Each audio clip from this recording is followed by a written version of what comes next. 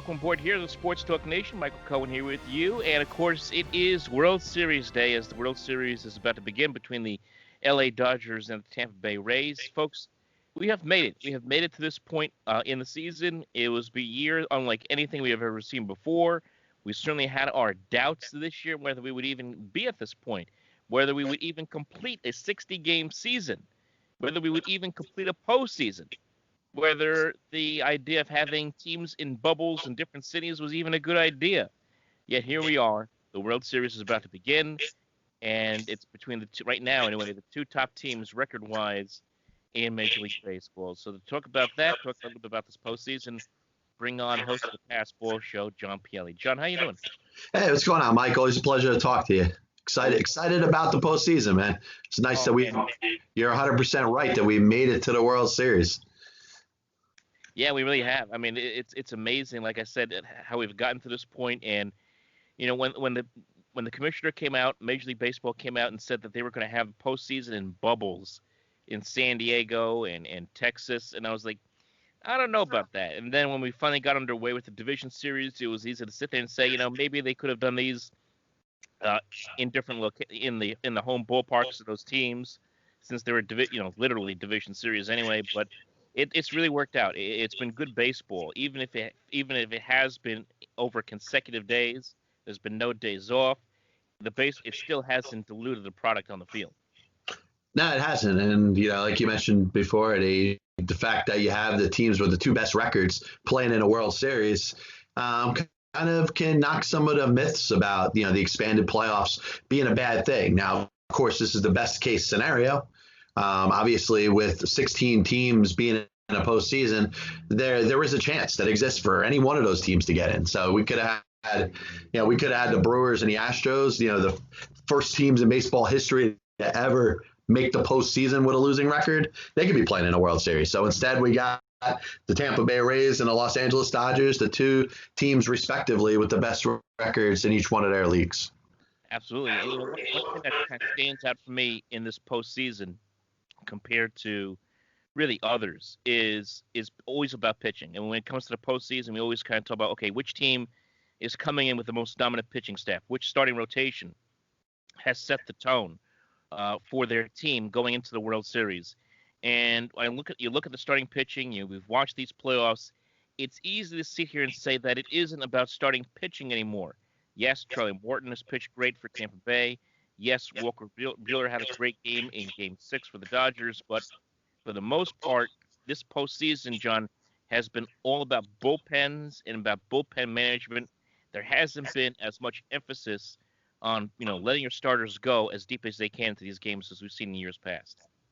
Yeah, the baseball fan of now has got to be excited. They have to be at a point where they're just, antsy to just watch a game of baseball right now, because all of their premonitions and what the modern day baseball fan has wanted is starting to come to fruition. Away baseball is going from the traditional starting pitcher. And we've seen it in the postseasons up to this year.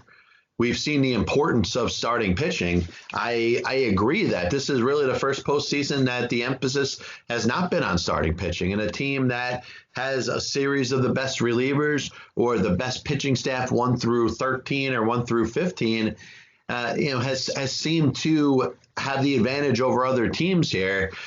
Is it baseball finally turning the corner and changing to what the sabermetricians have wanted it to be? Well, the one thing I do want to point out is following the postseason over the last, 5 or so years, you've looked at bullpens and especially teams piling on the same relievers game after game, not being such a good idea when it comes to the postseason. It works in a regular season because you got the days off. And, the postseason, the pitchers are going to have to pitch more often than they ever have before. Well, this postseason, the way it's set up with no days off, you figure it will be worse for those teams that are going to run the same relievers out game after game. But I also think from a front office standpoint and a game planning standpoint, teams are doing a better job of spacing their pitchers out, emphasizing the fact that they need more than one or two relievers that they could count on to get big outs. And if you look at the two teams that are in the World Series right now, they've both done a very good job of using their relievers, yes, as much as they possibly can, but not overusing them, understanding the fact that there are no days off, or to this point have been no days off between games during almost any point of this postseason, for the exception of between series. And, they've put the emphasis on having a whole staff, or a whole, like Kevin Cash would say, a whole barn full of relievers that can pitch in certain spots and get the same job done as that same stable reliever the teams were focusing on year after year after year. Absolutely. Take a look at some of these teams. You bring up Kevin Cash with the Rays. Diego Castillo has been tremendous coming out of the bullpen, even coming into situations where he's not necessarily closing. I mean, he's come into situations, as we saw early in the Astros series in the fifth inning. He's been brilliant. Pete Fairbanks. I mean, every time I see Pete Fairbanks, I don't know how you feel about this, but the guy looks like he's scared. I mean, his eyes are bugging out of his head. I mean, he looks like he's waiting for the shoe to drop. He basically looks like a Met fan watching the Mets on television. But he's been tremendous so far this year in the postseason. And then Nick Anderson, and I know a lot of people on Twitter and what have you complain saying we've seen too much Nick Anderson, but these have been the three guys that Kevin Cash has been running out there on a regular basis, and the same could be said for Dave Roberts. I mean, obviously Kenley Jansen is going to pitch whenever he can when they're in front, but you've seen a lot of guys like Gretry, Trian, all getting opportunities out of that bullpen for the Dodgers, and they have their favorite guys they want to trot out there every single day, and so far it's worked out. One of the things that has stood out to me was Dave Roberts almost psyching out Kenley Jansen when the season ended and the postseason starts. He was asked, how much do you trust Kenley Jansen? And rather than saying, hey, he's my closer, he's been my closer for the past 5 years, he said, hey, I got to play it game by game. And I think it kind of had a way with Kenley Jansen. Probably didn't make him happy, but in the big spots that Dave Roberts has gone to him, or I'm not going to say Dave Roberts, the Dodgers analytical staff goes to, Kenley Jansen, he's gotten the job done. And he, even in the ninth inning the other day. So I think whatever psychological thing that he was trying to do, or the team was trying to do, it ended up working out, because we've seen Jansen perform better than we have in a handful of the other postseasons, and hopefully we get that again in the World Series. Hopefully, I love this Game 1 matchup that we have here on tap. Going to be Kershaw against Glasnow. Glasnow was huge for the Rays, obviously in the series against the Yankees. Was even ready to come in and pitch at the end of the Astros series in Game 7 if needed. It wasn't necessary, obviously, but he's really kind of a bulldog for that team. And of course, Kershaw still all these opportunities the Dodgers have had. And I have a comparison to the Dodgers later with the Braves of the 90s, but with Kershaw, 11 and 12 in the postseason, at some point, this guy feels like every year we say this, waiting for him to just turn the corner in the playoffs. Such a great regular season pitcher, and here's another opportunity for him to finally shine again. He's had his moments, but to shine in a big stage in the World Series. Well, I think if you look at Clayton Kershaw in the postseason, a couple times he's gone out there and straight up looked bad. But for the most part, he's pitched well and then had a bad moment or so, which has cost him many of the games that he's lost during the postseason. Obviously, the major comparison you can make between Kershaw to postseason and Kershaw to regular season. But I think the law of averages, at some point, is going to come out.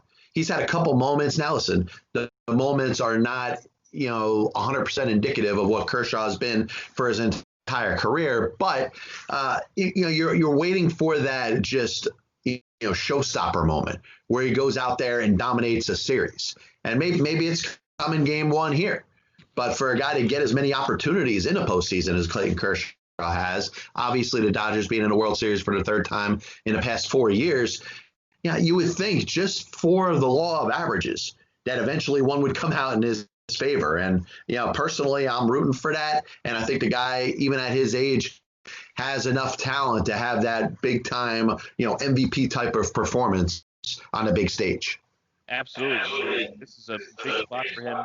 You love to see him go out there, pitch great baseball for the Dodgers in this series, especially here right off the bat in Game 1. Now, flipping it over to the hitting and the offense here, and even defense for that matter. I mean, what a play by Mookie Betts in the outfield 3 times in that series in the LCS. Yeah, I was going to say, which one?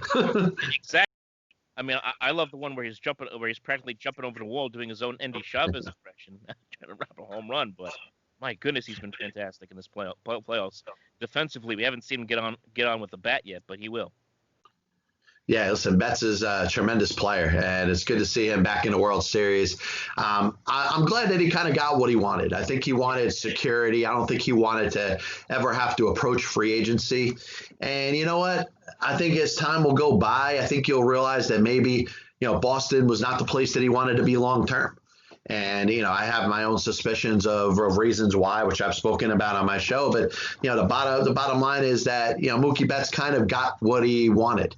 He's in a team with a team in LA where he feels comfortable and just knows that's what he's going to be. The rest of his baseball career likely is going to be spent in Dodger blue.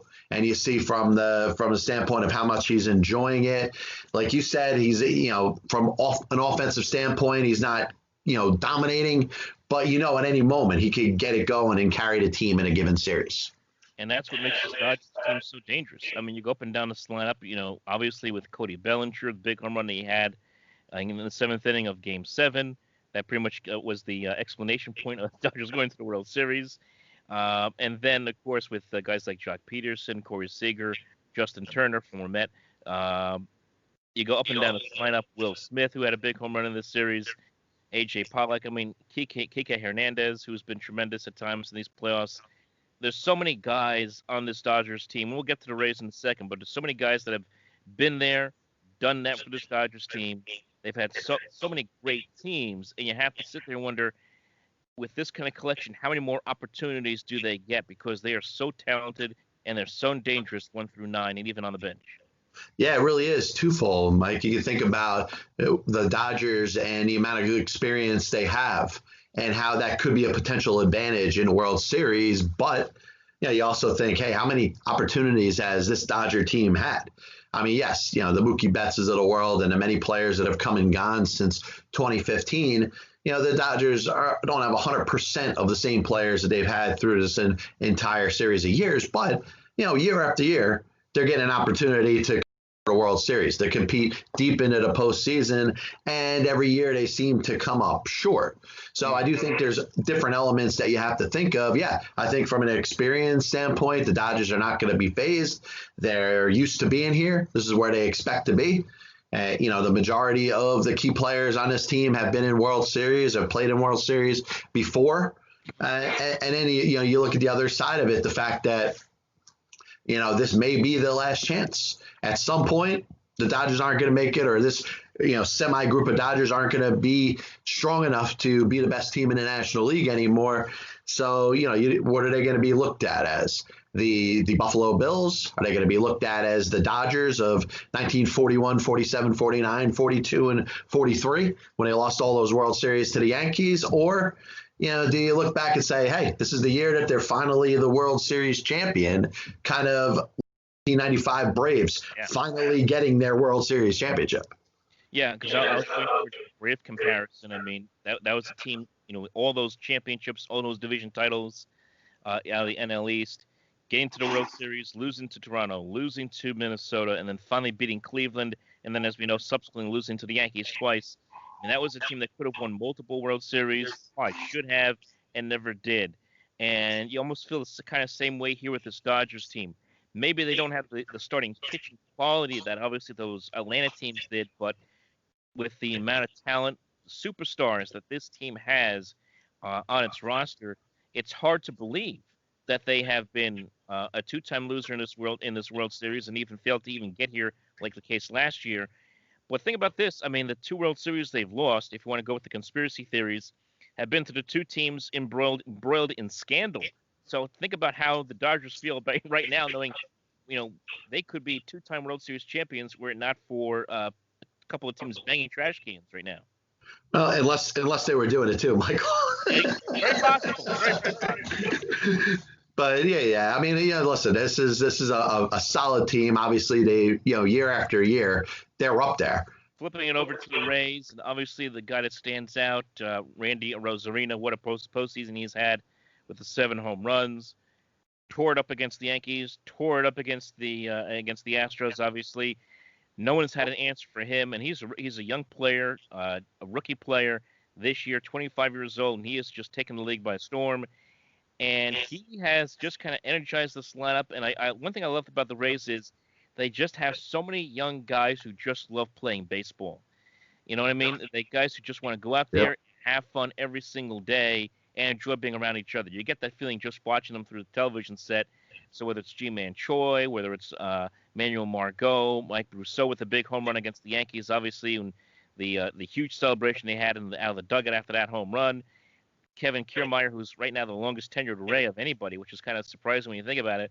But they are just a young team that just enjoys going out there and playing ball every day, and that's the impression I get from Tampa. That's so true. The Rays kind of have that in their own way. Like we've tended not to give them credit for having a long-standing lineup of all-star players, but they have a Rosarina who's an upcoming star, a guy who had 7 home runs in a regular season. He's hit 7 home runs in a postseason. He's become probably their best offensive player. But, one of the things that works for Tampa Bay is their ability to play matchups. They don't have a set 1 through 9 that they're going to go at you each and every game. They work the Brousseaus and, the certain other players that come in and out of the lineup, and they play them towards their strengths where the matchups are in their favor. And when they do that, their team, has great results that are as good as any other team. But, I may stay a little away from trying to call them a lineup of no names because I do think there's a couple players that are on the rise. And a guy that hasn't gotten a lot of discussion is a free agent at the end of this year that you mentioned earlier is Manuel Margot. He was originally a Boston Red Sox prospect, traded to the San Diego Padres in a Craig Kimbrell trade, ended up going to Tampa Bay this past offseason in a deal. And the potential has always been there that he could be that, 4 to 5 tool type of center fielder. And for a guy that's going to be a free agent at the end of the year, listen, his stock might not be any higher. I mean, I would see a series of teams that are looking for a center fielder. You may know one. That might be right up front and center. Looking for this guy. I think he's going to be one that's going to cash in from this season. Yeah, I mean, he's going to cash in. Another guy's going to cash in. I know he's not in this series. Obviously, Marcell Ozuna, another one who had a big October. So, there's going to be some guys making some buck out of this playoffs. And I'm sure Steve Cohen is watching right now very carefully. Studying who does he want to spend millions upon millions of dollars towards this year? Well, good to see he's taking some notes. Exactly. He's just glued to the television set for all 9 innings every night. But still, who would be your dark horse? Let's go back and forth here. For each team, who's kind of your dark horse X factor in this series?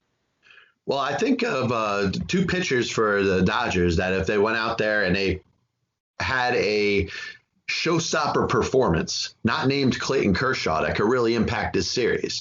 And I look at Walker Buehler and I look at Julio Urias, 2 guys that at times this year have just dominated. And Buehler did the same thing in 2019. You look at 2 pitchers that have arrived, and really, if it wasn't for Clayton Kershaw, they would be the reason that teams would fear the Dodgers trying to face them.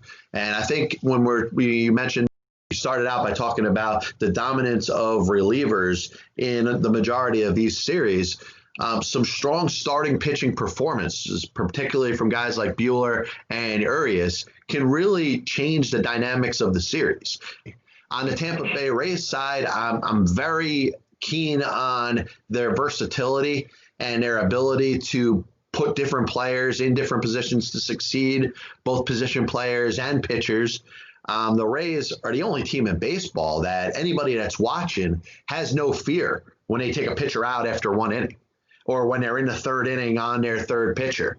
or they show like they don't have a long leash for any pitcher that goes out there, because it's kind of conventional wisdom that we trust that they know what they're doing. Mm-hmm. So, the Rays, yes, it's going to be important to make sure that they employ their guys from a statistical advantage standpoint to be the most in their favor, but also to give them their amount of rest too.